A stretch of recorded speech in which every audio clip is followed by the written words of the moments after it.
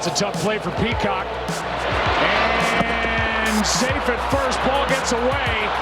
And now they're going to call the runner out for being inside the line and in the way of the throw. And we're going to get an argument now as Dave Martinez is furious.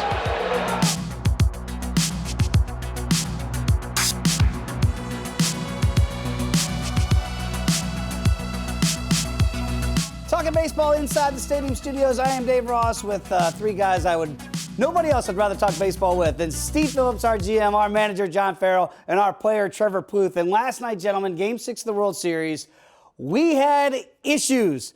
Rule number 5-09. I never want to go into dash numbers and rules because I know we're going deep into the woods here, but it seems to be the topic everybody's talking about. Trey Turner called out initially at first base for interference. We saw Davey Martinez lose his mind, get ejected from the game. Nats thankfully go on to win. John, I'm going to start off with you as a manager.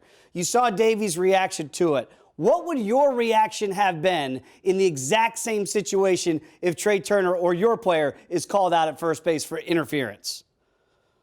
Well, I can empathize with Davey last night because I've actually been thrown out of games, not in a World Series setting, but thrown out of games because of this judgment call that is made with the running lane, the 45-foot mark as he goes down the line. Here's the thing. In the dugout or at field level, if the call is in your favor, you're for the rule. If it goes against you, you can't stand the rule. And I think if you were to poll 25 umpires, I think you'd probably get a 12 to 13 split on who actually calls the 45-foot rule and who doesn't.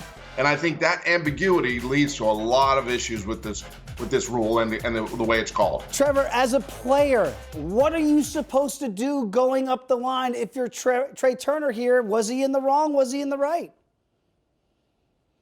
Well, I mean, honestly, you're actually taught to even run further inside the line to try to interfere with the throw because it doesn't get called that often.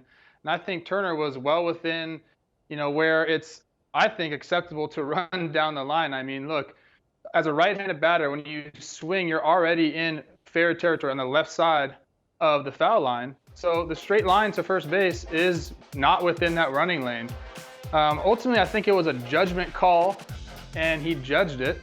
Whether we think it's wrong or right, I mean, it doesn't really matter because you can't review it, and it's up to him.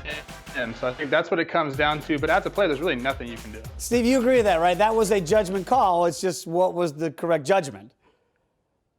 Well, here's the thing. The rule's pretty clear that they want base runners to run in that 45-foot lane that's in the dirt between the two chalk lines. And if a runner does that, then he won't ever be in jeopardy of obstruction. It doesn't mean that if you don't run in the 45-foot lane that there's automatically going to be an obstruction and that you're going to be called out. What it means is that at that point, the umpire has to say, if you're outside of the lane, did you obstruct with the play at first base? And the way I saw it was that the ball and Turner arrived at the base at the same time. Turner has every right in his final stride to be in fair territory because the base is in fair territory. And it comes down to a judgment call from the umpire who was 90 feet away about whether there was obstruction at first base when the first base umpire was standing right there watching the play. And so I think that Turner, didn't run in the lane. And so that part of the rule, he compromised. But the obstruction part of it is where there's a judgment, and I think it was the wrong judgment and the wrong ruling in the game last night. All right, well, so we had a 5-minute delay after that. After they finally went back to the business of playing baseball, Anthony Rendon hit a 2-run homer. The Nats go on to get the 7-2 win. So it feels like the crisis is averted. But, Steve, I'll start with you here. Is it averted, or could this actually happen again? What needs to change? Well, I saw everybody say, ball don't lie, right? That there's some karma here that, yes, it might have been the wrong call, but the home run goes out, and so we live happily ever after. But it does need to be addressed. I mean, there is, as John said, there's a lot of ambiguity as to which umpires sort of, how they interpret it, how they rule it, how they want to handle it. There are some who suggest maybe we should put another first base in foul territory. So that, like they do in softball, where there's really two bases there, the fielder plays on one, the base runner goes on the other. And if that's the case, then you're going to have base runners in foul territory trying to make the most direct line to it. So I think that it needs to be further clarified. It needs to be addressed, because what we don't want is a World Series to be determined in a Game 7, let alone a Game 6, a Game 7 for a play just like this. Yeah, John, what do you tell the guys now, because they do have to play the Game 7, obviously, to say, all right, let's stop overthinking Rule-5.06, not what. How do you just get back to the business of playing baseball as a manager and telling your guys, forget about that, focus on what you have to focus on?